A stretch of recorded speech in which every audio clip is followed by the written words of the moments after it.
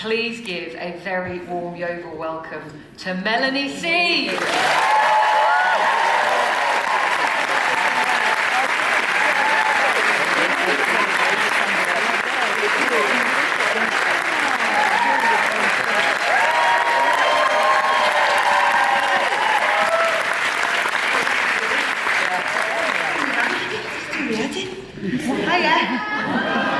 Anybody want to take a photo? I'm thinking you might. Yeah? Should we take some photos to start off with? Should I stand up? Do you want to Should we stand up? Right, okay, there we go. Right, I was going to say, is it weather presenter? Is it just, literally, this is a dream come true right now. Which side? I don't know. Amazing. There we go. Hey! Paparazzi over there, TikTok's about to go mental. I should say, published author. I know. How does that feel? It feels surreal. It's kind of not something I ever thought I would achieve, which is nice.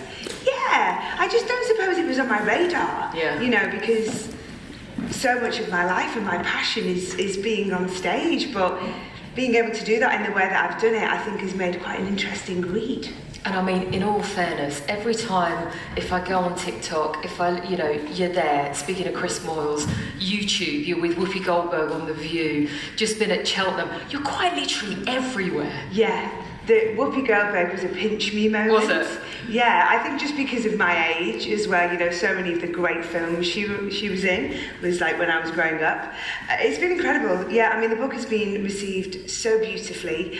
I had so many mixed emotions deciding to do it, through writing it, then releasing it, and the hugest relief has been since it's been released, and just the beautiful support that I've had from people all over the world.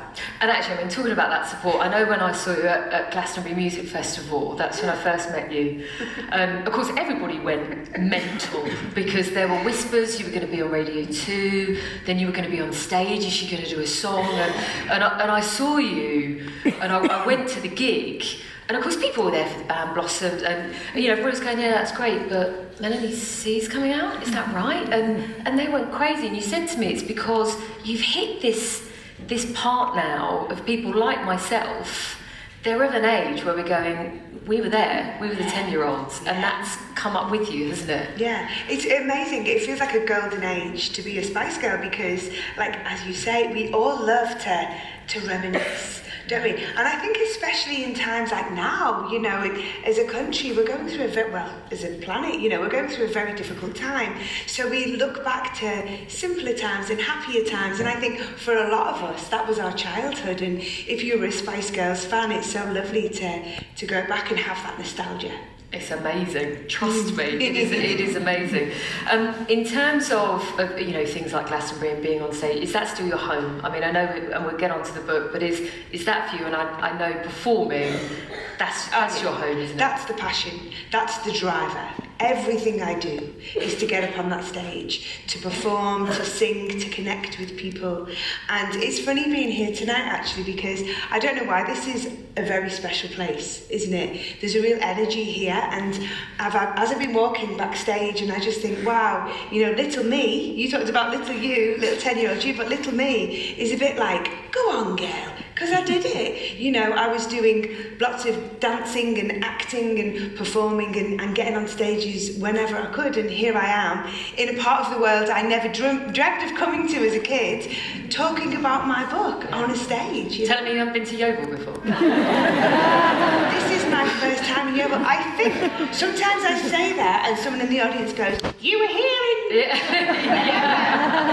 1994. I'm like, was I? Does that freak you out? I mean, and be honest, because you must have some pretty, how do I put this politely, mental fans out there. Well, I know lots of people in a similar line of work to myself, but I think Spice Girls fans are extra special. That's a really good way of putting it, because that may be a headline tomorrow anyway. Let's talk about the book, because, I mean, I just devoured this, and I think probably lots of people already have. You say, and I mean it's even on the back, you've never told your story before, but now you felt was the right time. Why? Why now?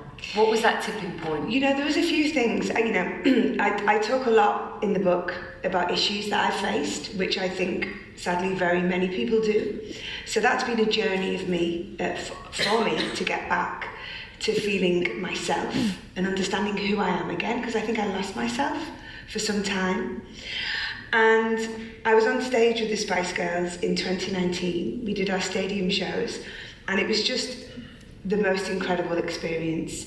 It felt perfect. For us girls, it's so hard to get us together, for us to agree to do something. Yeah, come on, Posh. And it's not just us sometimes, it's like, and you know, I've been guilty at times too, but it's like when we do agree to do something, you know, whether it's 5 or 4, the stars are in alignment and it's magical. And those shows, you know, and I still get really emotional thinking about them, because I've been to so many shows, you know, I've performed on so many stages. I've never experienced the love, the joy, the energy of those shows in 2019, and so many things fell into place for me. I started to reflect differently on what I'd achieved with the girls, what I'd achieved as a solo artist, and the legacy that the Spice Girls are leaving behind, and so that, you know, I just left that feeling very inspired. I went into the studio, I wrote my last album, my self-titled album, which came out in 2020. And of course, you know, that was during the pandemic. And I think, like everyone, there was a bit more time to be still and to think. And it just felt like a really good time. You know, I'm glad I've waited as well, because I think, you know, there's so many great moments I've been able to share that maybe haven't been shared in other Spice Girls books, because they were written before we did them. You know? And did you have to sort of, you know, I'm imagining you've got the best WhatsApp group in the world with the girls. You know, did you have to sort of send a message and go, I'm going to write a book, and I want to talk to you about it? Stop them. I was going to, Didn't ask me if they could do you know what? I think the girls all, most of them have done too, greedy bastards.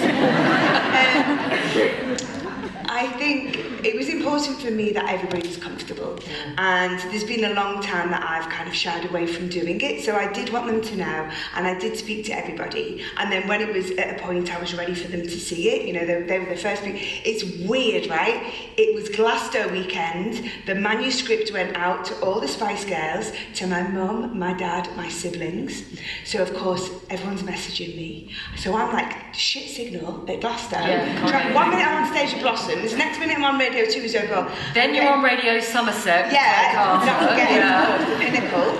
And then I'm getting dragged all over the place, and then I'm back in my Winnebago. And yeah, and then I've got like big long messages from my dad, and so it was a really emotional weekend, because, you know, some of the thoughts and feelings I share with the reader, I hadn't shared with my parents. Wow. You know, so it was like, oh yeah, it was a lot, but it was important. The girls have been really supportive, and yeah, to get their blessing is wonderful, and I've had lovely messages since as well. Was there ever a point where you thought, I can't put that in there? Or were there things actually you didn't share? Yeah, you know, there were things where I felt like I was treading a very fine line, because, you know, it's my story, but of course it involves other people. But I feel like when it encroaches on telling somebody else's story, that's kind of, you know, where you have to be very sensitive. Yeah. And quickly, do you have a WhatsApp group? You must do. We do. We have lots of things. We have WhatsApp groups, we have like iMessage groups, we have some with some members in, some with other members in. Don't you do that with all your mates? Everyone does that, don't they? Who's the best with You believe, she said. Who's the best with a GIF? The best of the GIF, flipping heck. Do we do GIFs anymore? Doing these GIFs? Are they out? I think they might be. Wow, okay. I don't know, I'll have to ask my daughter, she's 13, she's yeah. an oracle. This book, when I say, I mean, I loved all the stories, how you know, how you grew up, your relationship with your mum, your stepdad, your own dad, and our Paul, and you know, and obviously I think we all want those kind of early Spice Girls stories. Then I suddenly realised there was obviously so much we didn't know. As a fan, I saw 5 women being amazing. What this book does is tell us everything we didn't know, and it's heartbreaking. Yeah. How tough, I mean, you know, we'll get it, I obviously want people to read the book and buy the book, but as a fan you always feel a little bit, not guilty, and I don't put that on you, but because you think, God, I just saw these amazing women. But you were breaking inside, weren't you? I mean, we're talking eating disorders, depression, anxiety. Just that time, what was it like to go back to that and have to write about it? Yeah, well, for me, it was the final decider on doing the book was that I had an opportunity to be really honest about something which was my story to tell. You know, it was my personal experience of those things. And, you know, and I feel relieved that our audience just looked at us and saw the fun and loved the music and all of the wonderful things we did, including the empowerment, you know, we helped to give to people. And that was all happening for me too, you know. It's like I've learned through my life, nothing is all one thing, you know. There's so many sides to everything, and it was tough, and it's a lot for a young person to handle. And I think like many performers, I'm very sensitive, and you know, I explore in the book, you know, about fame, and the people who crave fame potentially are the people the least equipped to deal with it, you know. So yeah, it was hard, and it was, you know, during the real Spice Mania, 96, 98, up to, you know, when we completed the first tour, and Melanie and Victoria went off to have their first children, and Joey had already left, you know, so that real bulk of the time, everyone remembers the iconic moments. I was having the time of my life, but things were developing, you know, behaviour was spiralling out of control. And then it wasn't until I went off on my own, I wrote my first solo album, Northern Star, in 1999, that's really when things began to fall apart for me. I began to start losing control of all the things I'd held so tightly onto for so long. Oh, I mean, you talk about finally making that call to go to the doctor, how scared you were, and, you know, to be honest, you were talking about, and you write beautifully, and you wrote a line where you said, it wasn't that I wanted to die so much as it was I just didn't want to wake up the next day. I mean, that's a really bold thing to say in public, isn't it? Yeah, and I think, you know, obviously mental health is something we all talk about now so much more, but I don't think that necessarily means we're that much better at dealing and coping with it and knowing how to deal with it. You know, I've had personal experience with it. And if I've got friends or family members I'm worried about, I'm still umming and ahhing about how to approach it. You know, so it's a conversation that continues, that has to continue to happen. You know, suicide is a terrible issue we have, you know. It's the statistics, especially for young men, are shocking. And I do cover in the book, you know, like you said, I've never felt suicidal, but I felt so lost and so depressed and exhausted by it all that I've wanted to not wake up. Yeah. What sort of response have you had to that from fans? Oh, it's been amazing. You know, I think the saddest thing is a lot of people deal with it. You know, you're not alone in this. I think that was a big thing in the book for me. It was like in my moments of despair, you know, I was ashamed of my issues. I was ashamed I wasn't eating properly. I became very isolated. I didn't know what was wrong with me. I didn't know what depression was. You know, of course I knew what it was, but I didn't really understand what was happening to me. I didn't know that that's what it was.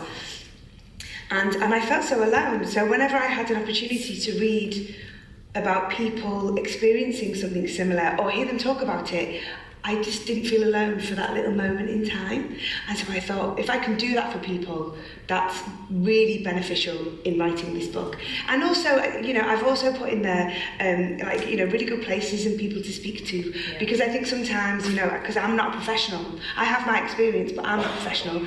So there are great resources that I mentioned in the book if people, and I felt like a burden. You know, I didn't want to bother my mum, I didn't want to worry my mum, I didn't want to be going on to my friends all the time. So it's like if you can reach out to somebody who's really experienced in that field, there are people out there who can and want to help you. Yeah, absolutely. I wanted to pick out one bit as well, and I mean, there's some hilarious and brilliant stories in this, which we'll get to too, but there was one bit that stuck out for me, where you talked about having two voices in your head. Oh yeah. and you said the angel and the devil, which is the light and the dark, you know, they'd always been there. And you said, you know, in one of your lowest points, I didn't feel like I had a choice. And you're right, the angel tried her best, but the only voice I seemed to hear was the devil. You know, you could read this and see today and think, well, she's all right. She's all right now. Yeah. How do you still cope with those two voices? Well, you know what? I think this has been the hardest discipline for me, and I think all humans have it. We do, don't we? It's not just me. I'm not sure about that. No, you know, I think it's all something we experience, isn't it? And for me, there was always, you know, whatever that part of you is that's trying to protect you would tell me, you know, when I wasn't looking after myself, that voice would speak up and say, this isn't right, this is unsustainable, you can't keep doing this. But the other voice would say, you have to. There's no choice.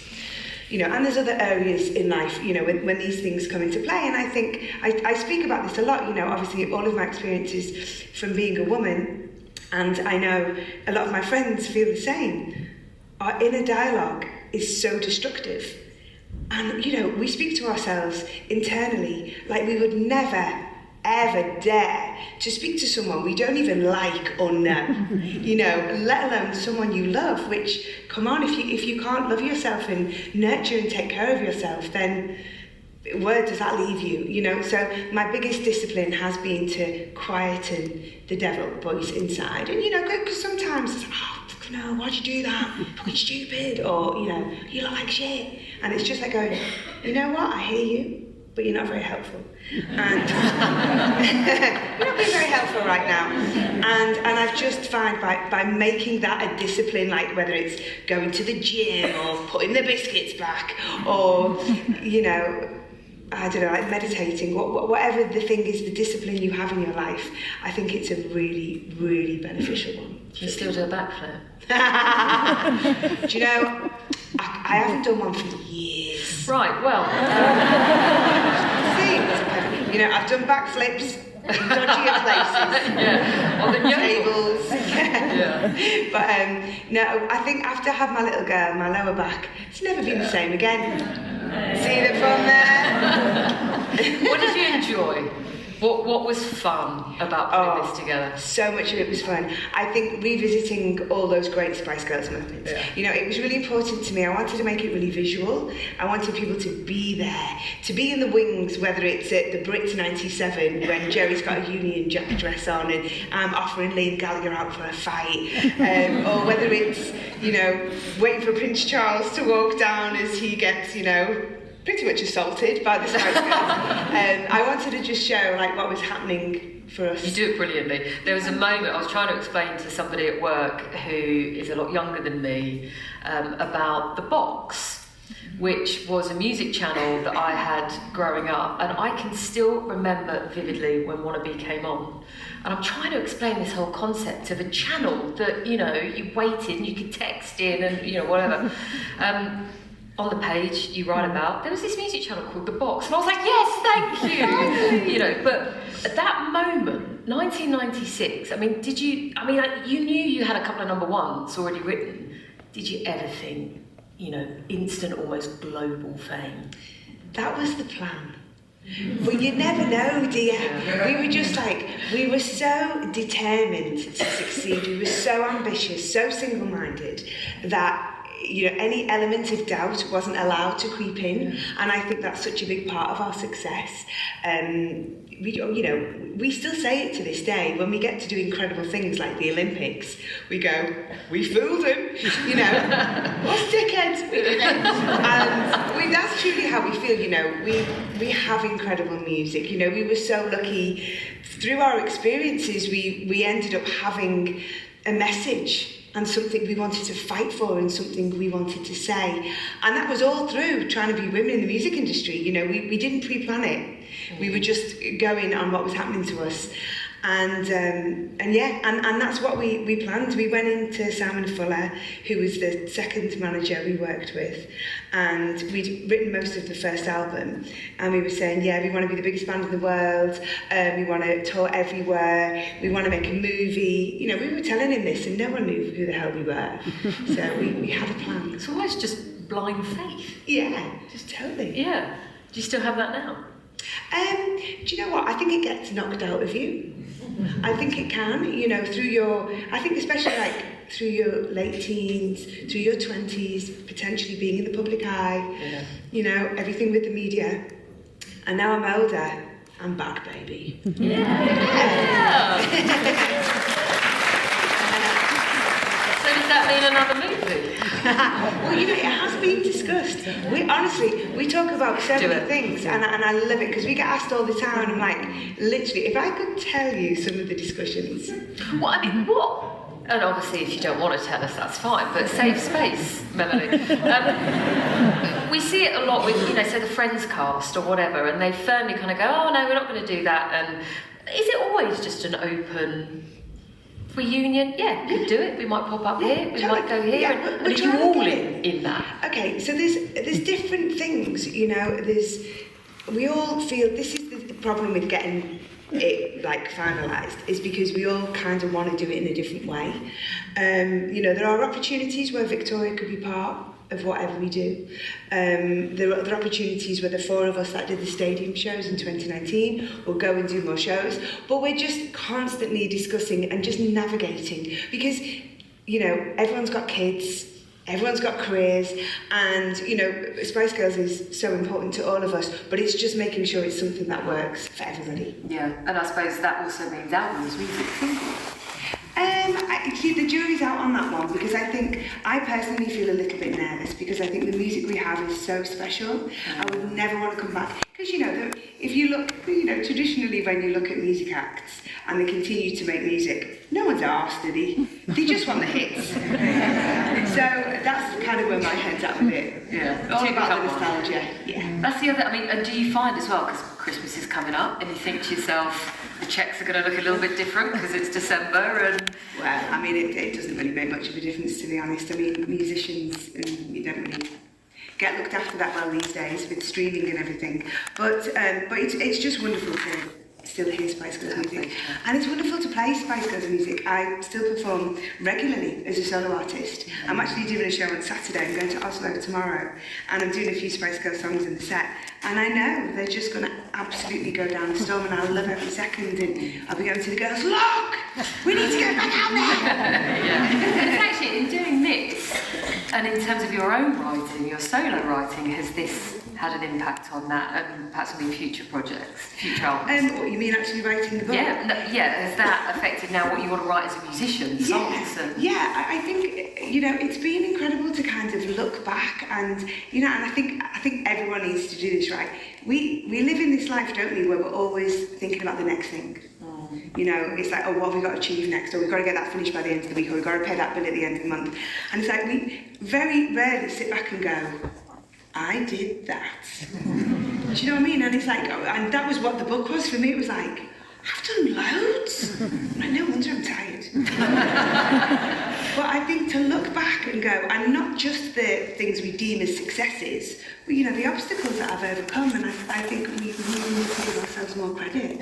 And that can power us into the future. And absolutely, I love making music. I'm so excited. My last album was my highest charting album in over 15 years, which is bizarre, but brilliant, so well received. And I just want to carry on. Yeah. So back at Glastonbury. Back at Glastonbury. I've been having conversations this week. Legend slot, come on. Your own slot, come on. Yeah, you know, well, it's tough because obviously Spice Girls, everything has to work. It's a huge thing to navigate.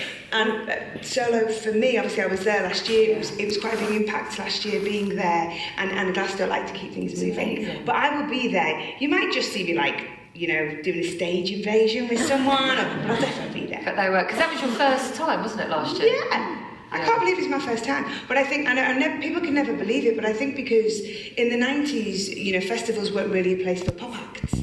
It's just changed, the landscape's changed so much, hasn't it? So now, and then I'm always so busy, but yeah, this year it was just, yeah. Mental. I want to prep everybody because soon we will take audience questions, obviously, if that's okay. So if you have got a question for Melanie, then yeah, hang fire, we will get to that. In terms of memories, what you relive, you mentioned our Prince, now King Charles, which I think is something that lots of people obviously ask you about, and I just want you to relive some of those moments, because did you find that although the press took you to task on so much, the tabloids took you to task on so much, you did also get away with quite a bit. and King Charles is the fight, like, you know, Jerry snogged the king. I know. I did, when Charles became king, and he hasn't had his coronation yet, has he? But it was like, oh, that makes that even more poignant, doesn't it? Talk us through. I mean, again, you talked about things just happening. She didn't really snog him. No, she didn't snog That's contributed. See that in the Mail tomorrow. Somerset Live, they'll lap it up. So, well, it was, we were doing, I can't remember if it was a Royal Variety performance or a performance with the Prince's Trust. And, you know, you have your lineup and you're told the protocol, of which there is a lot to remember. You know, things like, you know, bow or curtsy, and you don't offer your hand, you wait for, you know, the royal, the dignitaries to offer theirs, and like, you speak when you speak, there's all this bollocks. Anyway, never tell a Spice Girl what to do. More importantly, never tell a Spice Girl what not to do. And yeah, and we just took that opportunity. Well, the thing is, what's funny, and I you know, I talk about it a lot in the book, is I was one of the more shy members of the band, and at I'm a good girl, you know, I do as I'm told, and like me and Victoria will be in the back going, oh my God, and thank goodness for Jerry and Melanie, because so much more outspoken, so much more courageous. And, you know, as a fivesome, we were really naughty and we really egged each other on. So I feel very grateful that I had that, because I think if I was alone, I wouldn't have had the courage to do it. But what I didn't realise is, do you think a lot of that comes from your upbringing? Because again, it was lovely to go back to your childhood, but also extraordinary. You know, again, what you went through. Your mum was a singer. She went on the road, and, you know, at one stage when you were really small, said, I've got to go away for a good couple of months. Here's a babysitter whose name you couldn't remember, and I was devastated to learn that you called her Claire, because you couldn't remember her name. But there was a lot of independence, almost, you know, fighting for yourself in almost a quiet way that you had to do. Yeah, and it was, you know, like everybody, your childhood is your childhood and you don't know any different. And it wasn't until I got older and started to examine it and realise how it affected me and shaped me. But yeah, it was tough, you know, my mum, and I have so much respect for my mum, because, you know, she was in a very different financial position to me. She had the passion that I share with her for music, and she was only in her 20s, you know, and her and my dad had divorced. And she was, you know, working really hard. When she wasn't singing, she was doing, you know, various jobs, you know, secretarial work, you know, whatever she could do to get food on the table. So when a well-paid job doing what she loved came up, she had to make it work. And, you know, found somebody to take care of me. But, you know, unfortunately, this girl just really didn't do what she was supposed to do, and I was left abandoned at times. And I think I was only about, I must have been about 5. Yeah, it's 5. I think, yeah, I was about 5 years old. So yeah, there was moments of kind of being left on doorsteps and things. But yeah, like I say, I didn't know any different at that point. But I think it has made me fiercely independent. Yeah. Was that difficult to revisit for you, but also for your mum? Yeah. Well, the thing is, I wasn't always going to put that in. Yeah. But, you know, I spoke to my mum and my dad and my sister and one of my brothers, the brother I grew up with. I've got half siblings and step-siblings. It's all very complicated. But my closest half brother, we have the same mum, they were all very helpful in the writing of the book. And it was something that my mum reminded me of. And I just thought, well, she obviously feels okay about it. You know, she feels like it's part of the story, an important part of the story. Yeah, and one actually, again, other people may share. Yeah. And connect with you for. Yeah. There are also parts you don't remember. You don't remember playing Wembley. I don't remember playing Wembley in 1998. Yeah. I think that's bonkers. That's absolutely bonkers, isn't it? I have Yeah, like no memory at all.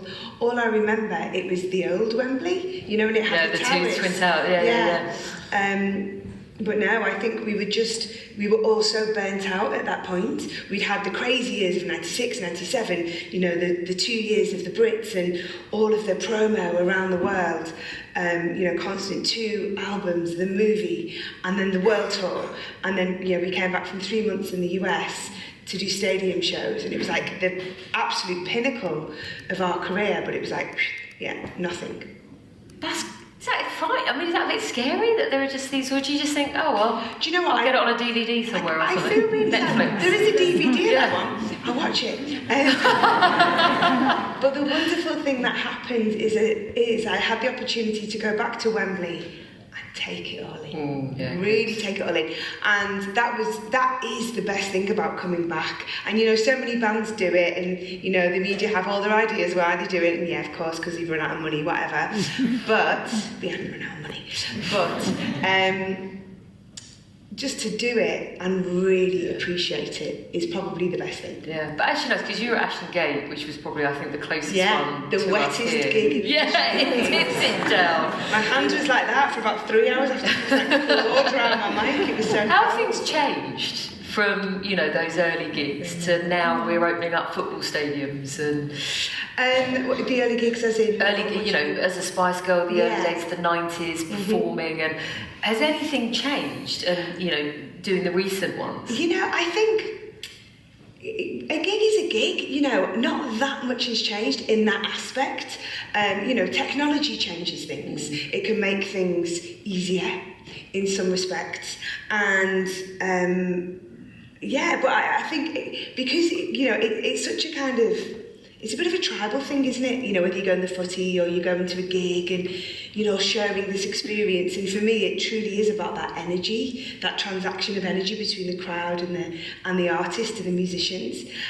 So yes, so that part hasn't really changed for me. I think me just being much more present is the difference. Yeah. I'm going to ask you. I've got to ask you. What is your favourite song? Favourite Spice Girl song? Any song you've ever written? Oh my gosh. I can't say one. I think with Spice Girls, it's interesting actually, on Saturday, I'm going to sing Viva Forever on my own, which is really freaking hard. So I've never done it, but I did it in rehearsals yesterday, and wow, what a song. Yeah, it's beautiful. I think that was actually a real moment in the last shows, because it was a little transition into a different part of the show, and we had a costume change and we come up on the lift, and it was just all very, emotional. Yeah. What about solo career? Solo stuff. A song I still always do, and it actually always, wherever I am in the world, it always gets a really good reception, is Northern Star. You know, it's a very personal song. We do it acoustically now, so it's, you know, very stripped back. And beautiful. Because you can have fun with all of your songs, actually, can't you? And do those different arrangements. Well, what's been fun is I Turn to You is probably my biggest solo hit, and because it's, you know, the single that was released was a dance remix, and we've just been able to freshen that up, because obviously, you know, house music is so prevalent in pop music now, so we can really play with the sounds and freshen those up a little bit. So the version of I Turn to You we do now just like blows everyone away. Yeah. So, I mean, future gigs, we'll get to audience questions in a moment, but again, you know, more gigs in the UK. I know you're going off to Oslo, but, you know, will we see you perform more here, you yourself? Yeah. So what's coming up? Definitely. We're currently booking festivals for next year. Yeah, that's where we're at right now. But I need some new music. So that's my focus. People might know if you follow me. I'm dancing at Sadler's Wells in January, so that's taking a lot of my focus at the moment, because it's pretty out there. I'm a bit scared, so I'm having to go back into dance training, and I'm helping to create this piece for Sadler's Wells. It's very arty. So that's a lot of my focus. And the book, like, leading up to Christmas and the New Year, and then new music and shows. Yeah. Maybe Spice Girls if you're lucky. I'm feeling good about this. I think there's something there. Posh has been busy with the fashion, we know, but we'll get about. I completely forgot what my next question now, because I'm thinking we've got Spice Girls tours coming up. where will you write that new music? Because I know in here you obviously talk about your love for LA and sort of almost wanting to escape and go into a bit of a cocoon. Where is that safe space for you to get your head down, pen to paper? I think it will be London and LA. Yeah. They're the places with, you know, at the moment that's kind of that's where you'll gravitate towards the best writers and producers and the people that, you know, I love to work with. Because you've worked with basically everyone. I've worked with amazing people, yeah. I mean, do you sit there and look at your phone and go, should I pick him today? Should I pick him? Well, you know what's really fun actually, and I think really smart songwriters and producers do this, and I do this with Biff, Matt and Biff wrote most of the Spice Girls songs that were the biggest hits. Wanna Be, Spice Up Your Life, Viva Forever, Two Become One, the list is endless.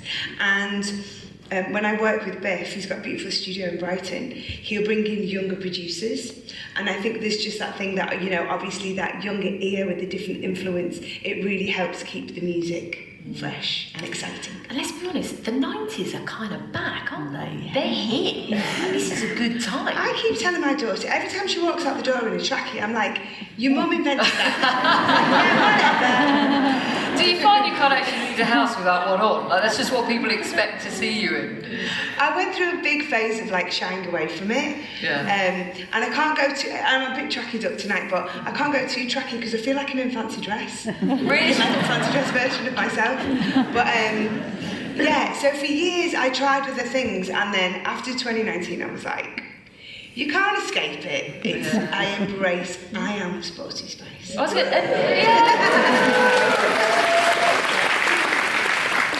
But you are, because you are sporty. And again, you know, going back to the childhood, it was, you know, with the boys, out in the playground or whatever, you know, you were sporty. You're a gymnast and a dancer, but that's you. Yeah, and I think I was one of those kids that never sat down. Yeah. And I feel really grateful now, and it took me a long time to realise that is just the way I am. You know, I have to be moving. And if I don't, and this is the thing I've learned, again, in the book, for my mental health, you know, I've got to be active. I feel alive when I'm moving. Because you still train gym, you know, all that sort of stuff. Yeah, I do. How much do you do a week? It depends what I'm doing. I'm focusing more now on the dancing, so I might get boring now because I'm getting into my specialist subject. I'm going to start doing reformer Pilates, I think, because it's going to take a different, you know, strain on my body. But I love weights. I mean, I saw my girlfriends at the weekend, and we're all of a certain age, and I'm just trying to encourage them all to lift some weights because it's just so good for you and your bones and your mental health and everything. So yeah, strength training is big for me. And getting out on my bike and running and swimming and... That's what makes you feel good. Yeah, absolutely. I think there's going to be a lot of questions. Have people got questions? Yeah, people have got questions. Let's get to some audience questions, shall we? If we can have the lights up. The microphones are going to come down the stairs. So, hands up. Who's got it right? Let's just start with that lady there. Stop right where you are. Lady there in the... Is that a white top? Hi Melanie, Hi. It's a real honour to talk to you, I'm a huge fan. The book is amazing, congratulations, very moving. My question is, I've seen and heard loads of the press interviews and things like this you've done over the last few weeks. Are you exhausted with it and are you fed up of answering the same questions over and over again? I'm trying my best. You're actually fair. I was also at Cheltenham and you've done a much better job than Belinda did at Cheltenham, in my opinion.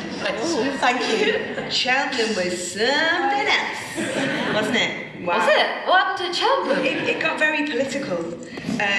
A lovely interviewer, but it was for the Times, and she insisted on me talking about Liz Truss. In all fairness, very old news now, so don't worry.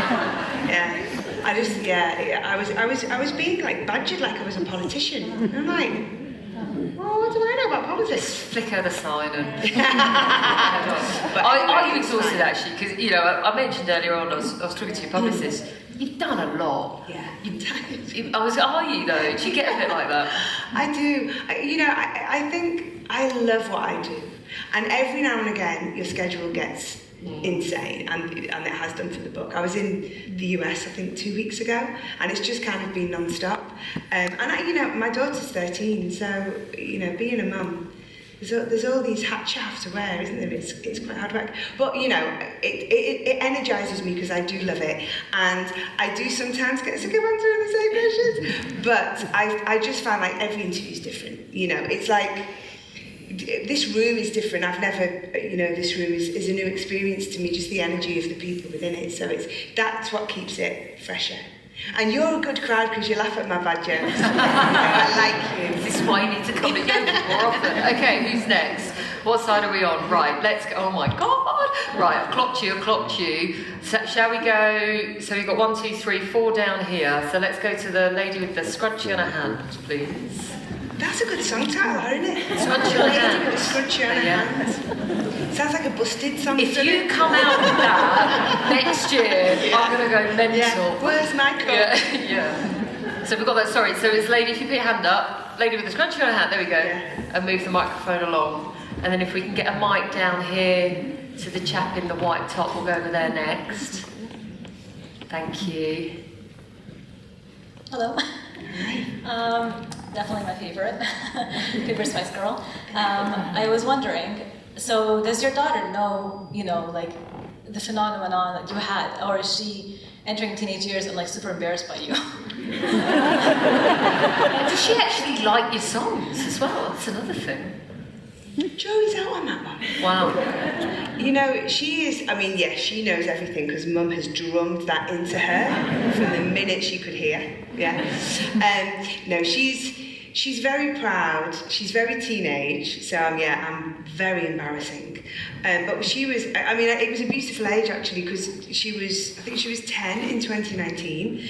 And she knew all, you know, she'd seen the videos and she'd seen me do solo stuff. But then seeing me on stage at Wembley, and then when you come on the big screen and there's like 70,000 people going, "Ah!" at your mum, I think she was a bit shell-shocked.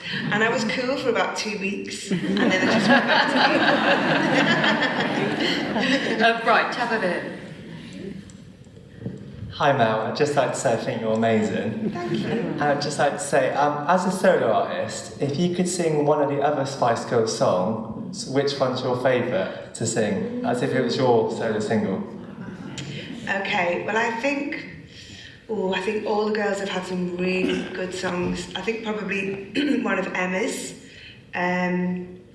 What Took You So Long? Boctaz. Is a goodie. Maybe it's a really good tune as well. I don't know whether I could pull it off. And then of my own? That was the question. Yeah. Emma wins. Yeah. So, sorry other girls. Right, who else? Let's go let's go, right, really strong. I mean, that is a strong arm at the back there. No, go back. Okay, go there and then we'll go back, yeah. Team Sporty, look at that. Hi, ma'am. Hi. Similar question, actually. What is your favourite cover version that you've done so far? And is there another cover version that you'd like to do?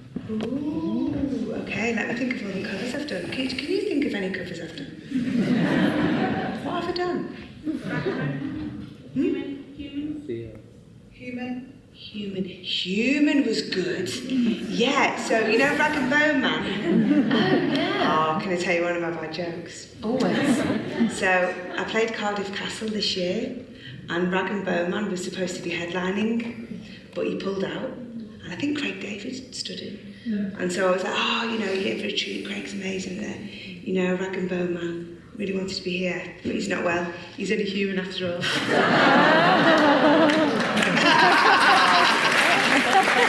so glad we got more out of that, because like all like my band and crew are like that. I bet Sheldon didn't hear that.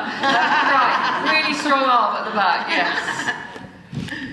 Hi Mel, we saw you in Birmingham a few months ago and it was amazing. Obviously everyone wants to talk about the Spice Girls, but you've got quite a few solo albums and songs. Does it ever get a bit annoying that everyone wants to focus there when you're like, I've done all this stuff by myself? You know, I think when I first embarked on my solo career, I was quite frustrated and angry, cut my hair off. went a bit rocky. And I think it was more about, I think all of us girls needed some separation because, none of us want to disrespect where we come from. But I think when you're in something like that, and you feel, when you're a young person, you think that's all people can see, and I knew that there was more to me. There's more to all of us. And, I wanted to be seen as more than Sporty Spice. So I did try to be very different, and I did get really frustrated. But as time's gone on, of course, I will never do anything that will, top what the Spice Girls did. So I have to just be very grateful that I'm one of them. Do you know what I mean? So I'm really, really proud of being a Spice Girl, and I will talk about it. I'll bore people till the end of my days talking about the Spice Girls. But it is lovely when people acknowledge my solo career, because I have released more records as a solo artist. I have been doing it for longer, and I've never stopped performing.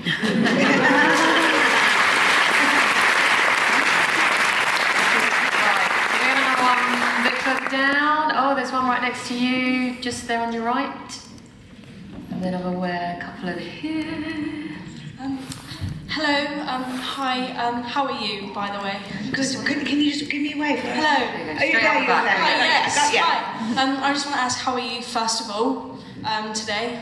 I'm good, actually. Good. I was wondering, as I've seen that you were at Wembley for the Women's Euros, I was wondering, as Sporty Spice and as a representative of female empowerment, I was wondering how you think the England Lionesses winning has an impact on future females as well as their empowerment as well. So I was just wondering about that. Honestly, I might get quite emotional talking about it. I went to Wembley, and I obviously, like all of us, we were following, weren't we? Because we had the access to it, right? For the first time, we had proper coverage of women's sport, women's football. And I just fell in love with the team, and I thought, of course, they were amazing on the pitch. They brought it home. The boys can't do that. But it wasn't just on the pitch, it was off the pitch, wasn't it? The camaraderie, they're funny, they're intelligent, they can talk, and I truly believe, because they've had a fight on their hands, being a professional footballer is hard, whatever your gender, right? It's hard to get there. But for women, there's more of a fight, and I think it's actually made them much more interesting people. And one of the things which really struck me is, there are so many things that could do with evolving in football, but one of the things I felt very proud about the women is there are some members of the women's team who are gay, and they are out. And it's very difficult for men in football to be able to do that. And I just felt like the girls, in so many ways, are the leading lights, showing them how it should be done, right?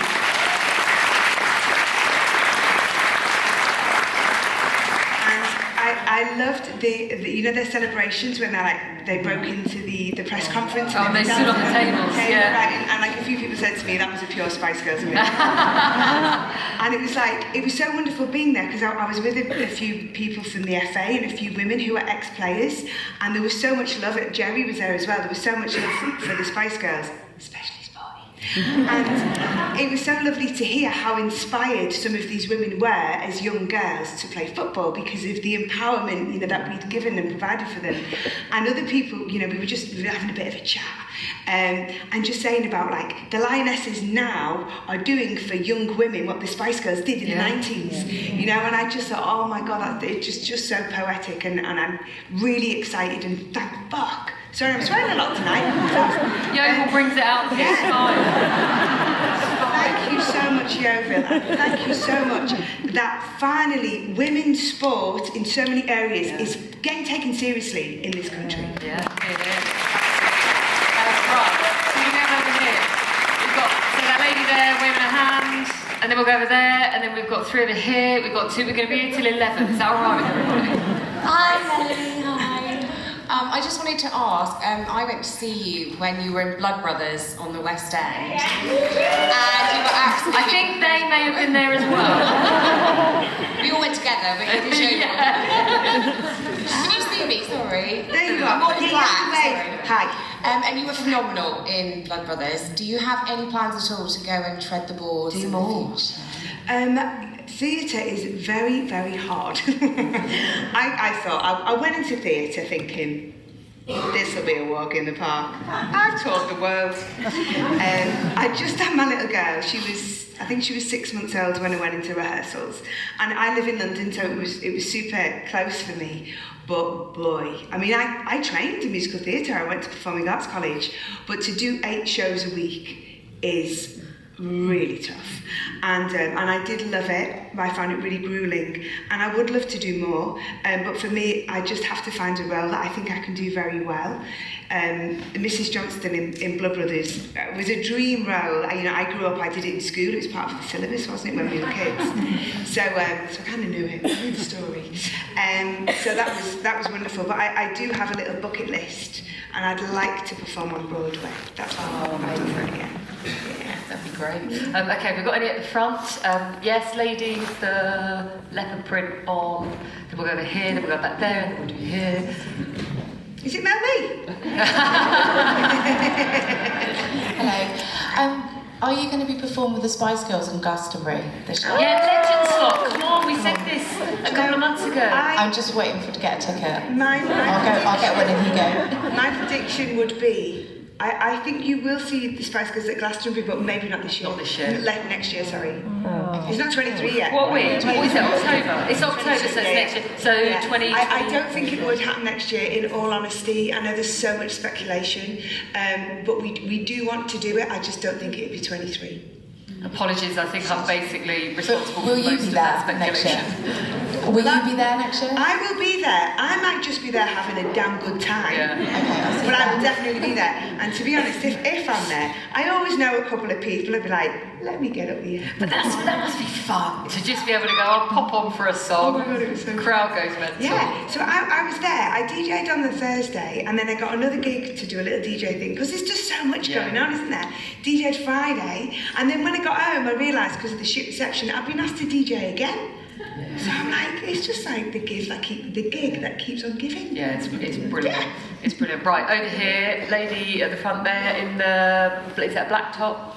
Give me blue top, shirt, blouse.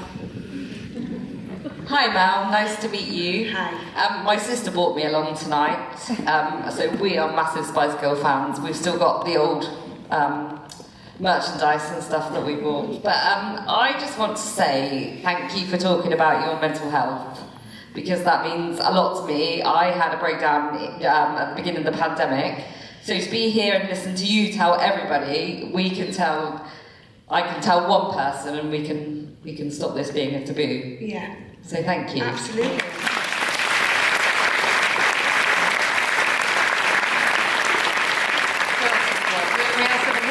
Yes, lady in the front there, and then can we get a mic down to the lady in the spots and a microphone to that lady there in the white? So we go 1, 2, 3. I feel sorry for the people with the mic. Yeah, they do a grand job. So, hand up whoever I said over here. The lady with the spots there, and then we'll come to you afterwards. Where did you go? Oh, you've got it. There we go. Sorry. Hi there. Your duet with Bryan Adams is one of my all-time favourite songs. So, do you know, I'll tell you something, I've been working for the BBC for 17 years, guarantee you, almost every week or every month that song will come up on the playlist. It's always been played, it's a great track. It's a good Yeah, it's awesome. Yeah. Who else would you most like to duet with? Well, I love a duet, me. You might have noticed. I think at the moment, because my last album was more electronic, I think through doing DJing and stuff and like just reigniting that passion for dance music, and you know, Beyonce's doing house, so we can all keep doing it. It's good. So I think now, obviously, a lot of the collaborations with DJs are really interesting. I always love what Mark Ronson does. I think he always keeps things really interesting and really classy. Calvin Harris, I'm a big fan of as well. And there's lots of younger upcoming DJs and lots of really fantastic female DJs that I'd like to work with. But I think that's probably the collabs I'd pursue at this point. Yeah, okay. Yeah. Right, so you've got a microphone there. Can we get a microphone to the lady at the front here, please? Thank you, and we'll take your question. Hi Mel. Who's been your favourite person you've ever sang with? And similar question, who would you duet with, dead or alive? Oh, okay. I like that question. I think I've worked with so many incredible people. I felt really, really blessed that I was able to work with Lisa Lopez. TLC were one of the bands that, you know, the Spice Girls looked up to when we were kind of figuring out what kind of band we wanted to be. They were one of the great bands up there doing it. And I just always loved Lisa, and I just can't believe I had that opportunity. It was my first UK #1. It was her first UK #1. So that was, you know, very, very special. Brian Adams is a really good friend, and he's just been so generous to me throughout my life. He's like, you know, really taken care of me at times and just given me so much confidence to become a solo artist. So he means, you know, a lot to me as a friend.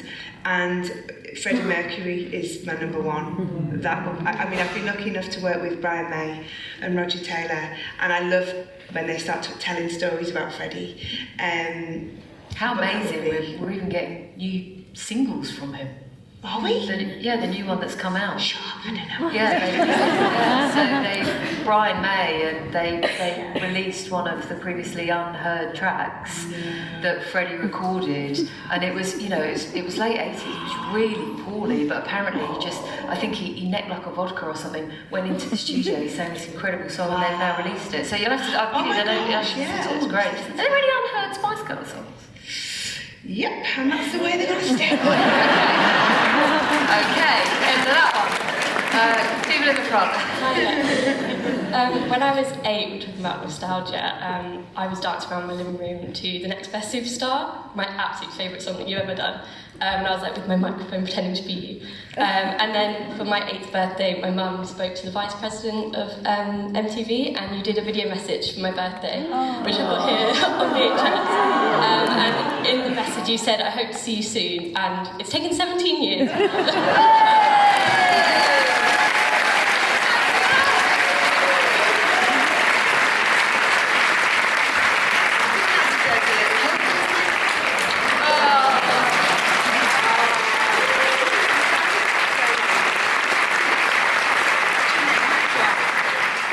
VHS, when was the last time we saw those?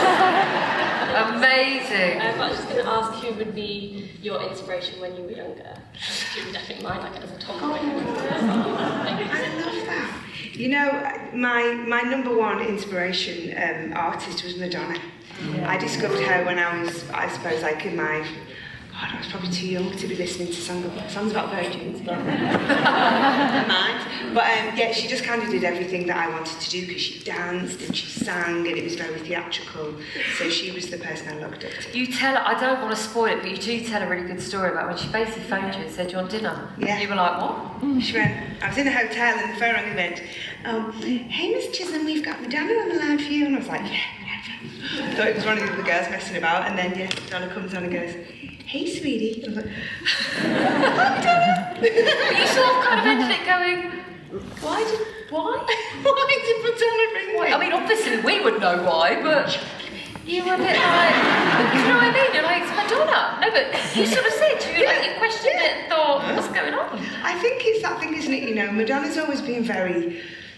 Like, I don't know, just Elton John popped into my mind as well, but they're very interested in young artists. And very supportive, you know.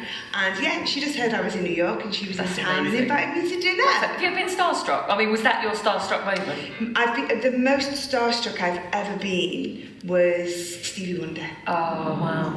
Yeah. Yeah. That's pretty cool.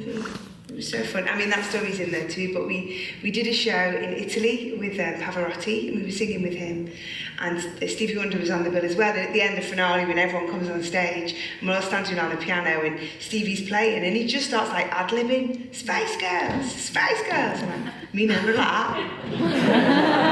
So we've been brought up on, you know, all Stevie's records. Yeah. I'm very aware of the time. I mean, we could talk to you for hours.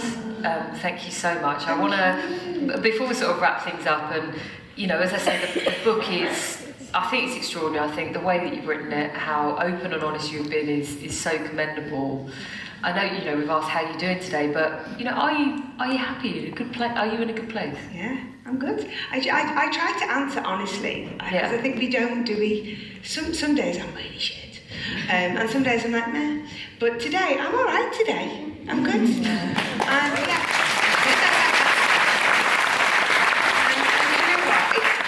It's so beautiful here, and I saw Hugh backstage and he said, oh, they're a lovely bunch, it's lovely here, and he was very, very right. And yeah, I do feel very blessed and very lucky. I do the thing which was my childhood dream, and I continue to do it, and I'm 50 in 2 years. Middle-aged women, yes, so much for coming to Yeovil. All the best with everything to come. Melanie, sing!